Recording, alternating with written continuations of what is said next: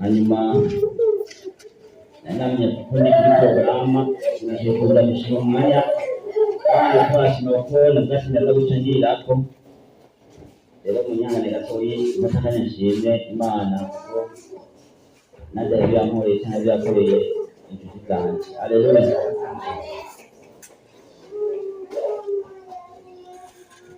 Ibintu Imana yankoreye ni byinshi.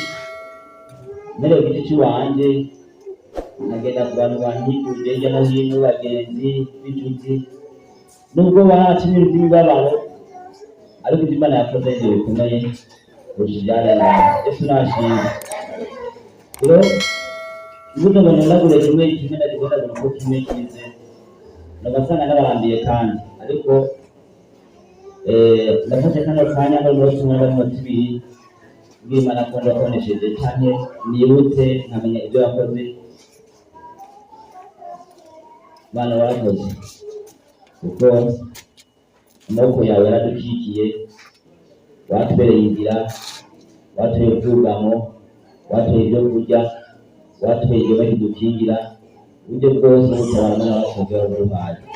Ndabigushimiye mu izina rya Yesu Kristo, amen.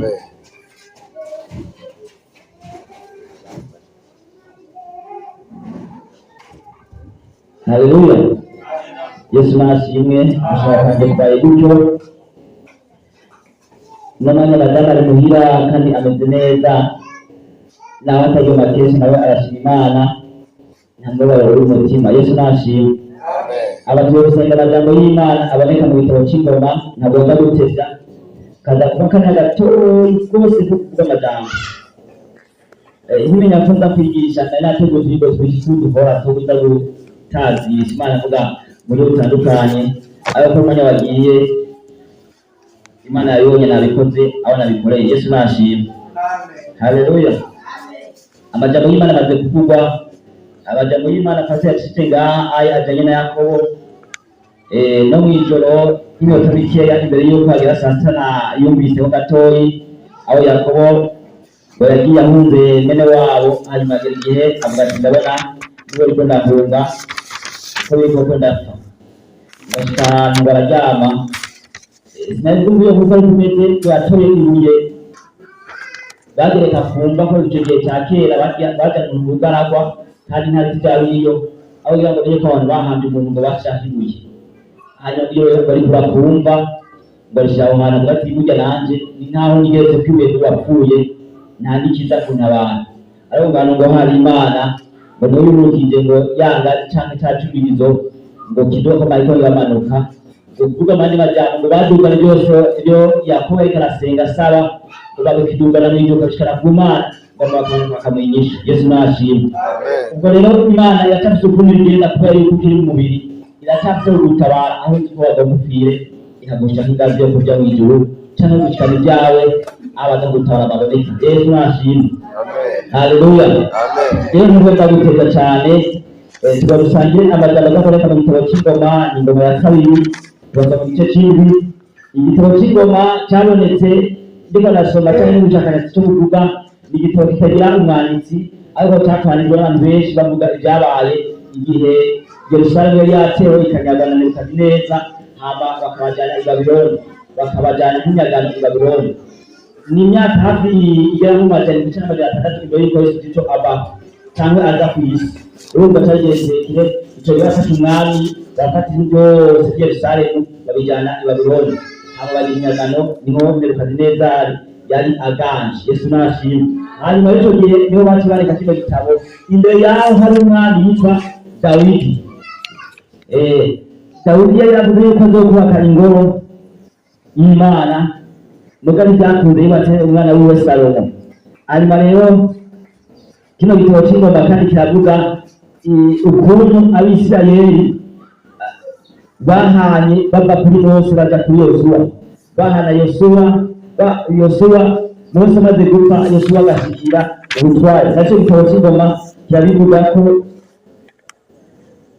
ibonekana yuko rero iki gihe cya Yosuwa cyari igihe cyashikirishije cyane rwose, ari nacyo mbere tugomba tubone igihe Salomo yari kuragira gutyo bamaze kuba mu bunyage bamaze kwitegenja uko nyine bitabo baca babyandika bikorakoranya bamaze kuva i Babuloni batakiri mu bunyage. Yesu nashimwe, bamaze kuja aho bitegenje.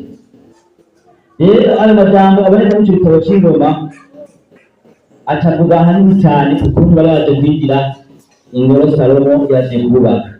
Yesu nashimwe. Hari abantu benshi batari babonye ubukuru bw'Imana, bari baje mu myagano baratamariza za Egiputa, baracarira kubiye Yeriko, baragwanira mu bugaragwa bw'ahantu hatandukanye, ariko ntibabona ubukuru bw'Imana. Yesu nashimwe. Rero bamaze kwinjira hano hantu bakabona ingoro Salomo yubatse, hama barayinjiramo babona ukuntu Imana ikoze igitangaza abantu, baravuga ati basha burya twarakingiwe, Imana yacu yari ikomeye, yatugwariye badasanzwe. Reka nsome amajambo kandi ndakuba ndangije, ntabwo ndagutevye. Amajambo y'Imana avuga ngo ibimazi byatanzwe uwo munsi, ibimazi byatanzwe uwo munsi. Nubwo Salomo arangije gusenga, umuriro uratibuka uvuye mu ijuru utongora ibimazi byo konswa n'ibindi bimazi. Ubwiza bw'Uhoraho bwuzura iyo ngoro, abaherezi ntibaba bagishobora kwinjira muri yo, kuko ubwiza bw'Uhoraho buyuzuye. Abisirayeli bose babonye ingene umuriro utibutse n'ubwiza bw'Uhoraho ingene bwari kuri iyo ngoro, bunamika amaso, barunama bashika hasi ku mabuye ahashashe, barasenga bakengurukira Uhoraho bati Uhoraho ni mwiza, kuko imbabazi ziwe zamaho ibihe bidashira. Yesu nashimwe. Burya amajambo cyangwa tuzaguhagara neza basha kurya imbabazi z'Uhoraho zatubayemo ibihe bidashira, zatugumyeko ibihe bidashira.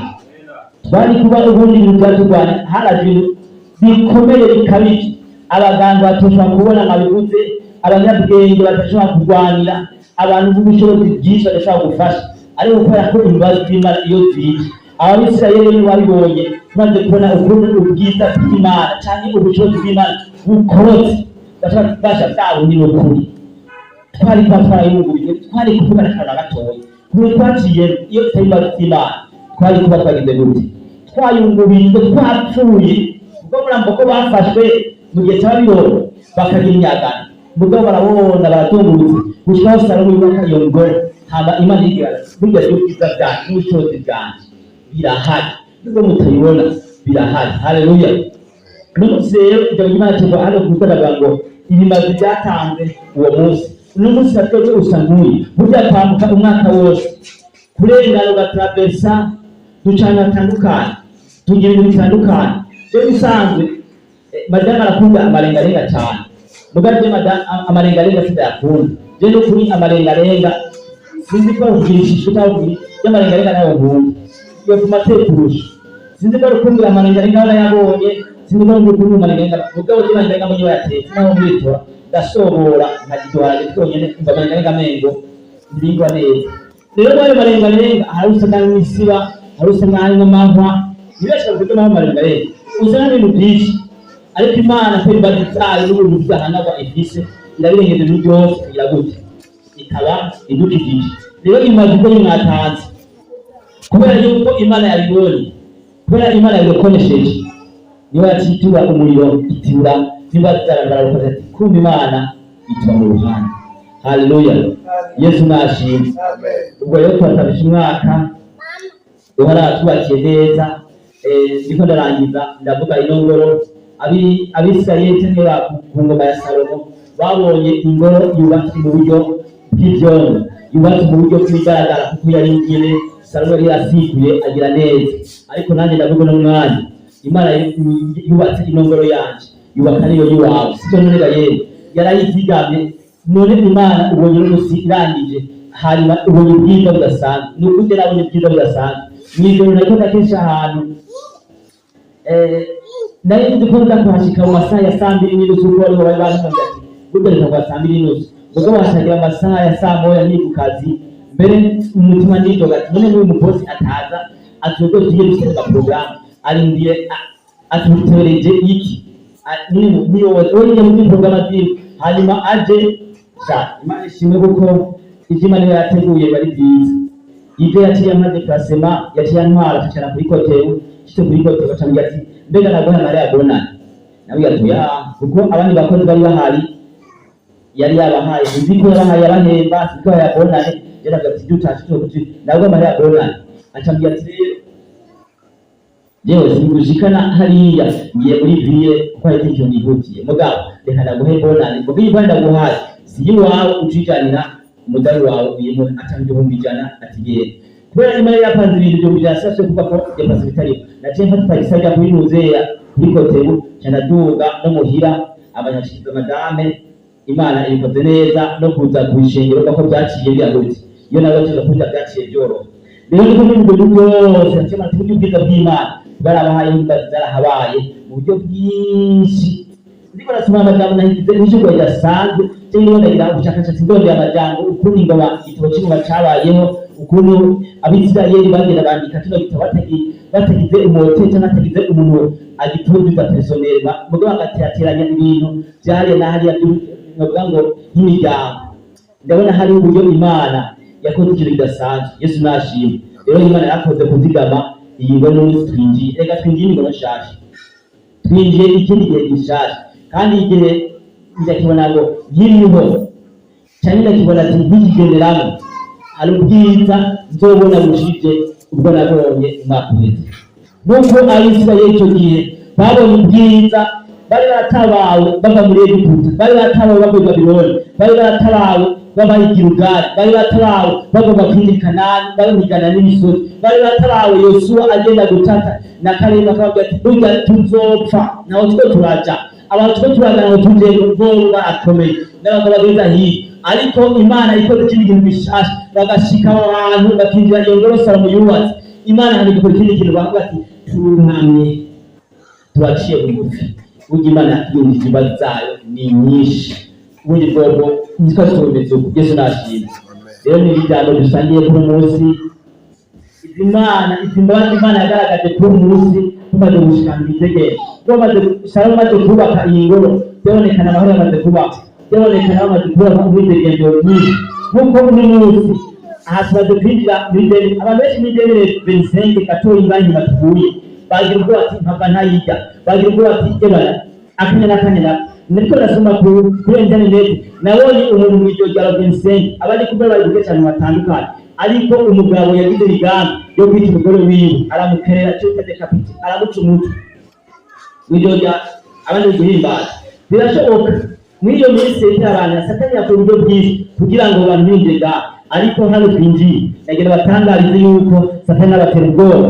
Imana yatwigaragaje muri buryo budasanzwe hari imbazi nyinshi zayo n'ubushobozi bwinshi bwayo tubona ngo tuyisenge tuyicubahiro hanyuma nayo izoshika kuturinda tuturinda igihe tucinjiyemo dushima Imana twambaye n'ubundi budahangarwa budasanzwe twambaye ubudahangarwa budasanzwe maze iminsi ngo nasenga kandi isenga niyo sengesho yo kuba umuntu adahangarwa Yesu nahimbaza kuba umuntu adahangarwa apana ko umuntu aboneka yariye icyo bita amasiti ataboneka ari uko yariye afise ubutunzi bwinshi ariko ari ukuntu nabishaka umuntu udahangarwa abantu bati basi nta kundi ibyo bintu ntibigomba kugora muhebere Imana yagushaka umuntu twitwa udahangarwa haleluya ingwara ntiziguhangare abasuba ntibaguhangare abantu bigenda bigira abakakaye ntibaguhangare rega n'ubwo abakakaye abantu bose bagize inosi harimo ukuntu bafite umutima wa kamere wo kurenganya na cyane mu buryo bushakira ariko kuri Imana yagushyize ko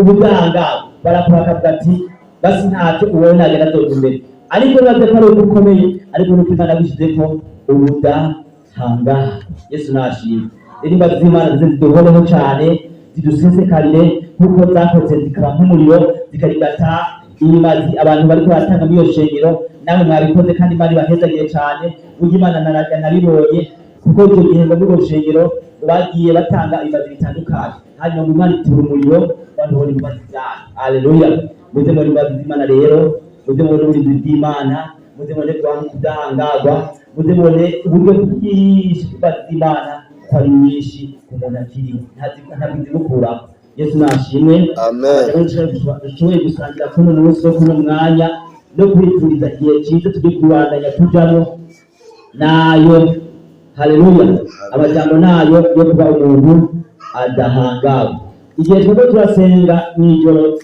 aho twari turi ariko porogaramu yaguze ikintu kimwe ngenda kivuze gukora ubushobozi kugufasha cyangwa kuzagufasha yavuze ngo burya naho tubandanije naho muhari tutabeshije ni année 2025 tukiga muri année 2026 amaso yacu kutwereka ko hakiri abanaki amaso kutwereka yuko hari ibintu bikomeye arakabitwereka mugaye ikintu gikomeye nukwiringira cyane no kwizera yagushoboje kujamo haleluya yagushoboje kwinjira umenye ko no ukiri hehe ikinyuma yawe ugira ngo rengana genda niba bikora kuko byinshi ukabikura ukavuga yuko abanaki barengeje ubushobozi bafise ataco kubera bazokumira bunguri kuko arabo bapfuye bavuze ngo n'ukuri babwira bose ntari atwoje abanacha bati mwebwe ko muvuze gutyo muzovyumva n'uzogira gutyo muzoshikana ariko abavuze ngo tuzo baja bunguri barashobora bakareba bategura ihanga ry'Imana bararijabukana maze amahoro oraho aza barinde kandi abantu bazo nyinshi abagira abantu badahangagwa n'indwara n'ubukene n'agasuzuguro n'ibintu byose kandi bavuga ko kubishije n'inyo bashiyeko Imana izibarinde abantu badahangagwa murakoze mu gihe mwaka mushasha mwiza. Amen.